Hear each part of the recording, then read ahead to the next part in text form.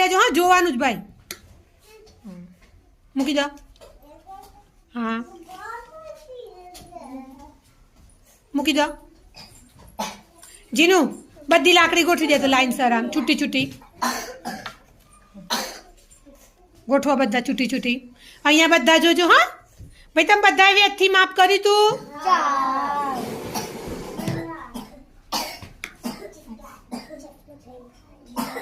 આમ જોડે ગોઠવો એટલે તમને ખબર પડે. હા ચલો હવે બધા જુઓ તો ભાઈ, બધી લાકડી એક સરખી છે?